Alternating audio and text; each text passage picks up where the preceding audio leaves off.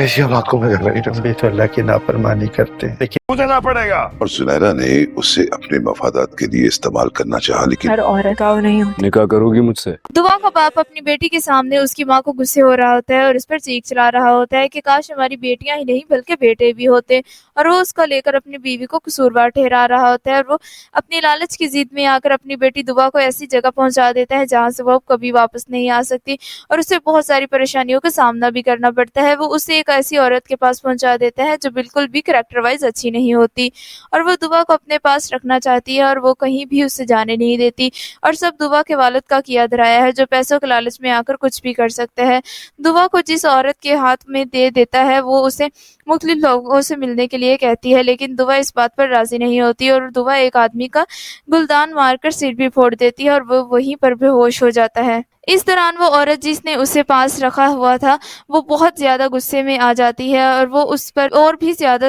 سختی کرنا شروع کر دیتی ہے اور کہتی ہے کہ اب تمہیں مزہ چکھاتی ہوں، اور وہ دعا پر ظلم کرنا شروع کر دیتی ہے اور ایسے اسے ایک کمرے میں بند کر دیتی ہے۔ دعا یہ دیکھ کر کہ اب مجھے ایک کمرے میں بند کر دیا گیا ہے اس اور بھی زیادہ پریشان ہوتی ہے، اور وہ عورت اس کے کھانے پینے پر بھی سختی کر دیتی ہے اور سوچنے لگ پڑتی ہے کہ کس طرح سے اس عورت سے جان چھڑوا سکتے اور اس جگہ سے بھاگ سکے۔ پھر دعا اپنی فیملی کے بارے میں سوچنے لگ جاتی ہے کہ کس طرح سے اس کے باپ نے ہمیشہ ان پر سختی کی ہے اور کس طرح سے اس کا باپ ہمیشہ پیسوں کے لالچ میں ہی رہا ہے اور کبھی بھی ان کو محبت کی نگاہ سے نہیں دیکھتا۔ پھر وہ اپنی بیچاری بہن کے بارے میں سوچنے لگ جاتی ہے جو پریشان رہتی ہے اور جس نے کبھی بڑوں کا پیار نہیں دیکھا،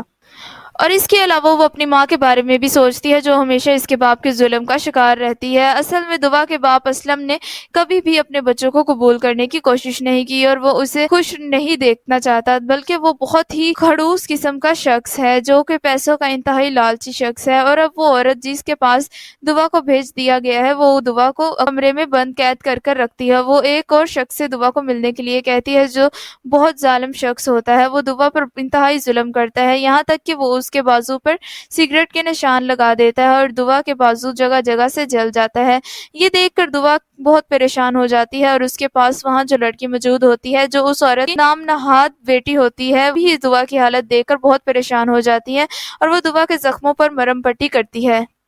دعا اس کے سامنے بہت روتی ہے، چلاتی ہے اور آخرکار اس لڑکی کو دعا کی حالت پر ترس آ جاتا ہے اور وہ کہتی ہے کہ یہ کس طرح سے ہو سکتا ہے میں یہاں سے نکل جاؤں، کیونکہ وہ عورت بہت سخت ہے اور وہ کسی طرح سے بھی دعا کو یہاں سے نہیں نکلنے دے گی۔ لیکن اب دعا ایک اور حل نکالتی ہے اور وہ لڑکی اسے کہتی ہے کہ تمہارے پاس ایک ہی راستہ ہے جس سے تم باہر نکل سکتی ہو، تم دوبارہ سے ایک نئی زندگی گزار سکتی ہو، اور وہ راستہ یہ ہے کہ تم آنٹی سے کہنا کہ اب مجھے جیسا آپ کہیں گے میں ویسا ہی کروں گی، بس آپ مجھے تھوڑا سا ٹائم دے دیں تاکہ میں اس ماحول میں ایڈجسٹ ہو جاؤں۔ اس کے بعد وہ آنٹی ان کو ایک پارٹی میں بھیجتی ہے جس میں شہر کے بہت سارے رئیس اور امیر آدمی آئے ہوتے ہیں۔ اب نوشیروان جو کہ پہلے ہی سے ہی دعا کو تلاش کرنے میں لگا ہوتا ہے، اب مختلف لوگوں سے دعا کا پتہ لگواتا ہے۔ وہ جب اس پارٹی میں دعا کو دیکھتا ہے تو بہت حیران ہو جاتا ہے کہ دعا تو بہت سیدھی سادی اور شریف لڑکی ہے، وہ اس پارٹی میں کیا کر رہی ہے اور اس پارٹی میں وہ کیسے آئی، اور یہ کہ نوشیروان کو یہ پہلے کیوں نہیں پتا تھا کہ دعا کی زندگی کا دوسرا بھی روپ ہے۔ بہرحال ان سب سوالوں کے جواب نوشیروان کو اتنی جلدی نہیں ملنے والے، اور وہ اب کیا کرے گا کہ وہ دعا کے پاس جائے گا اور اس سے بات کرنے کی کوشش کرے گا، لیکن دعا ہرگز اس سے بات نہیں کرے گی اور وہ اسے بات کرنے سے منع کر دے گی۔ دعا کے اس طرح سے غصے سے بات کرنے اور بے رخی سے بات کرنے کے طریقے کو دیکھ کر نوشیروان اور بھی زیادہ پریشان ہو جاتا ہے، اور آخرکار دعا کے ساتھ ہوا ہی کیا ہے جو یہ سب کچھ کر رہی ہے، اور اس کی نظر میں بہت غصہ ہے اور ذرا بات کرنے کے لیے تیار نہیں۔ اب نوشیروان کے پاس ایک ہی راستہ ہے کہ وہ دعا کو شادی کے لیے پرپوز کر دے، لیکن دعا یہ بات سنتے ہی بہت حیران اور پریشان ہو جائے گی کہ یہ شخص اچانک اتنی جلدی سے مجھ سے شادی کے لیے کیوں کہہ رہا ہے۔ وہ سوچوں میں گم رہے گی، لیکن وہ نوشیروان اسے اس بات کا یقین دلانے کی کوشش کرے گا کہ وہ واقعی ہی اس سے شادی کرنا چاہتا ہے۔ نوشیروان کے لیے سب بہت زیادہ منانے کے بعد دعا آخرکار شادی کے لیے راضی ہو جاتی ہے اور نوشیروان کے ساتھ اس کی گاڑی میں بیٹھنے اور اس کے گھر جانے کے لیے تیار ہو جاتی ہے۔ نوشیروان नौशेरवान जल्द ही दुआ से निकाह करने का बंदोबस्त करेगा और उससे निकाह कर लेगा। और ये देखकर उसकी पहली बीवी, जो हर वक्त उसे ये जताती रहती है कि मैं तुम्हारी बीवी हूँ,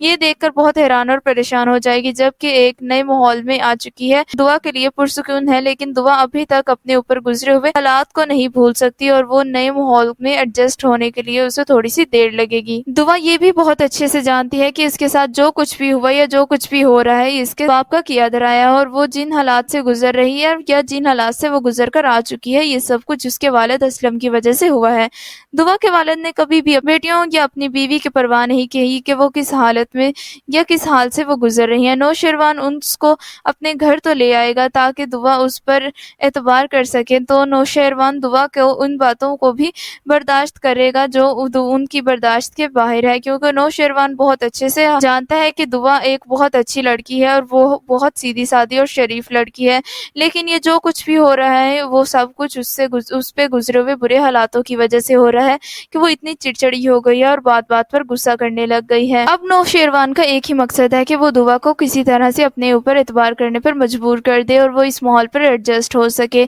नौशेरवान ये जानता है कि दुआ पर जो कुछ भी हुआ या दुआ के साथ जो कुछ भी हो रहा है ये सब कुछ उसके वालिद का किया धराया है, और नौशेरवान समझ सकता है कि दुआ इतनी जल्दी किसी इंसान पर भी एतबार नहीं कर सकती। वो नौशेरवान ये समझेगा। इस तरह की और अपडेट्स जानने के लिए हमारे चैनल को लाइक और सब्सक्राइब करें।